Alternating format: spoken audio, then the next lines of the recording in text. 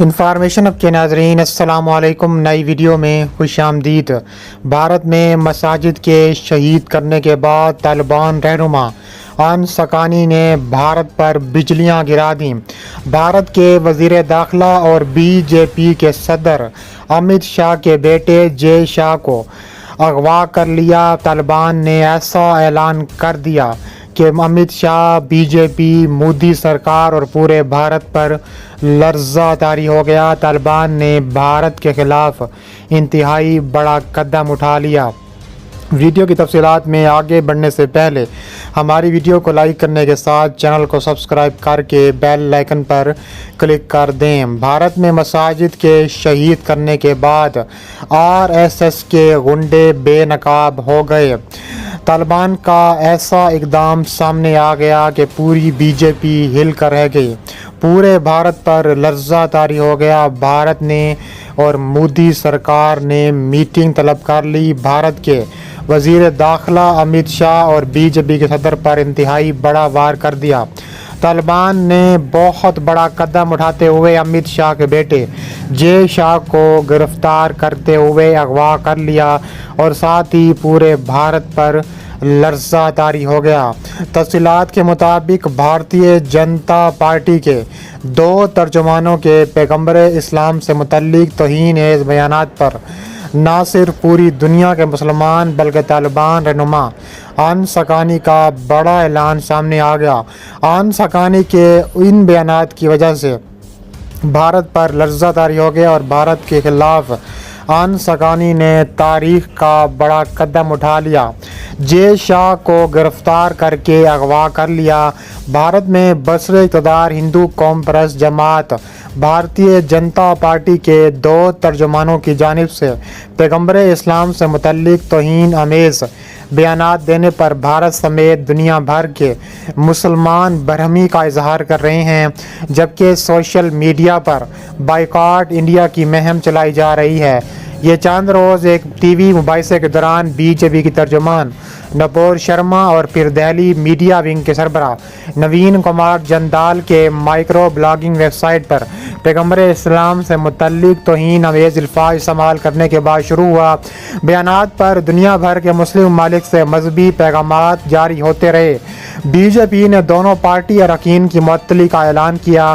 اس کے علاوہ سعودی عرب، عمان، پاکستان، ترکی اور طالبان نے عملی اقدام کیا ہے۔ نپور شرما کی پھانسی کا اعلان کرتے ہوئے طالبان کا بڑا اعلان، اور اب امت شاہ کے بیٹے جے شاہ کی گرفتاری اور اغوا سامنے آیا ہے۔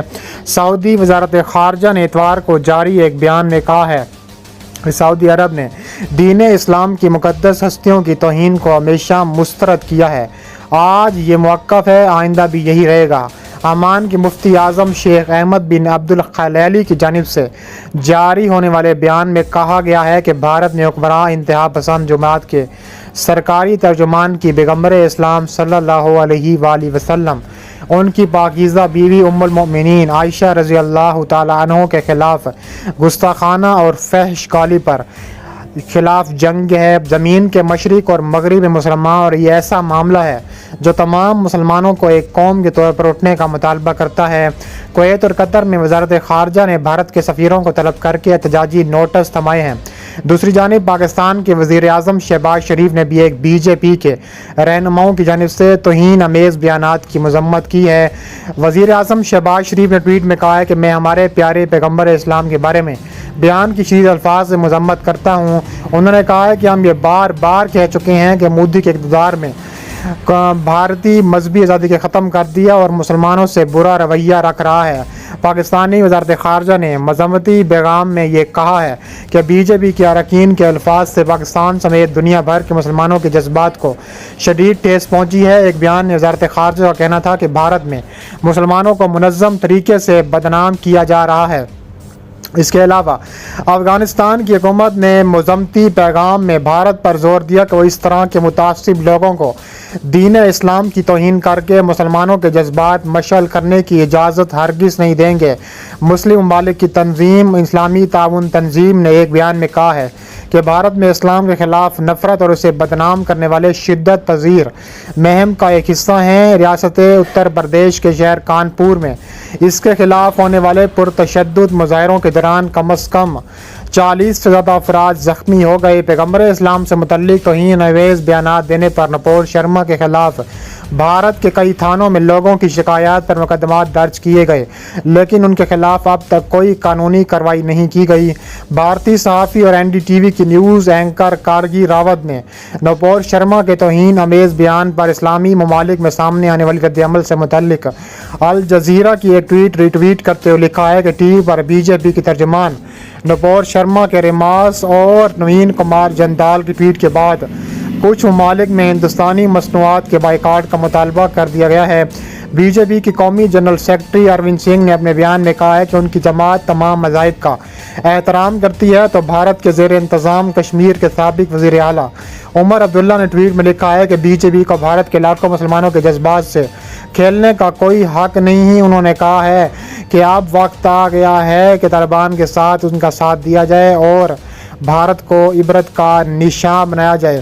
طالبان رہنما انسکانی نے بھارت کے ایک بڑے ستون کو گرا دیا ہے۔ بھارت کے وزیر داخلہ امت شاہ کے بیٹے کو گرفتار کرتے ہوئے اغوا کر لیا ہے۔ دوسری جانب نپور شرما اپنے بیان پر ڈٹی نظر آتی ہیں، دعویٰ کرتی ہیں کہ انہیں ریپ اور قتل کی دھمکیاں مل رہی ہیں۔ انہوں نے ایک ٹی وی چینل کو بتایا ہے کہ ٹی وی مباحثے کے دوران میں نے جو کچھ کہا وہ میں نے ایک مذہب کی کتابوں کے حوالے سے کہا ہے۔ اگر میں نے کچھ غلط کہا ہے تو کوئی عالم سامنے آ کر مجھے غلط ثابت کر دے۔ بھارتی وزیر اعظم نریندر مودی کے سوانح نگار اور معروف سیاسی تجزیہ نگار نیلنجن مکھوپادھیائے نے انڈیپینڈنٹ اردو سے بات کرتے ہوئے کہا ہے کہ انہیں کوئی امید نہیں کہ کوئی اسلامی ملک بھارت کا حکومتی سطح پر بائیکاٹ کرے گا۔ اسلامی عرب ممالک سے جو بھی دباؤ بن رہا ہے وہ سول سوسائٹی اور مقامی لوگوں کی طرف سے ہے، جبکہ وہاں کی حکومتیں بھارت کے ساتھ اپنے رشتے کو مذہب کے نہیں بلکہ اپنے مفادات کی دوربین سے دیکھتی ہیں۔ نیلنجن مکھوپادھیائے کا کہتے ہیں کہ مذہبی شخصیات پر توہین آمیز افسروں کی پبلک ڈسکورس میں کوئی جگہ نہیں ہے۔ نماز پڑھنے کیا کام ہونے لگی؟ بھارتی مسلمان دباؤ میں ایسے بیانات کی پرزور مذمت کی جانی چاہیے کہ ایسے بیانات یہ ثابت کرتے ہیں کہ BJP کی اعلیٰ قیادت کبھی کبھار پیار محبت کی باتیں کرتے ہیں لیکن اپنے کارکنوں کو مسلمانوں کے خلاف نفرت پھیلانے کے لیے کھلا چھوڑ دیا ہے۔ کمیونسٹ پارٹی آف انڈیا کے کشمیر رہنما محمد یوسف تاریگی نے انڈیپینڈنٹ اردو کو بتایا ہے کہ BJP رہنماؤں کو اس طرح کے بیانات آئین، روایات اور سنت کے خلاف ہیں اور اس طرح کے بیانات کا مقصد ملکی عوام کو تقسیم کرنا ہے۔ ہمارے ملک میں آئین میں ایک دوسرے کی تعظیم کرنے اور ایک دوسرے کے مذہب کا احترام کرنے پر زور دیا گیا ہے۔ انہوں نے کہا کہ دراصل BJP حکومت کے بعد لوگوں کو دینے کے لیے کچھ نہیں اور صرف یہی چاہتی ہیں کہ لوگوں میں غصہ پیدا ہو، آپس میں لڑے پڑیں، اور طالبان نے $60 لاکھ کے امریکی بلیک ہیلی کاپٹروں سمیت کئی ٹن کا امریکی ساز سامان جو قبضے میں یہ تھا اس پر سے بھارت پر حملہ کر دیا ہے۔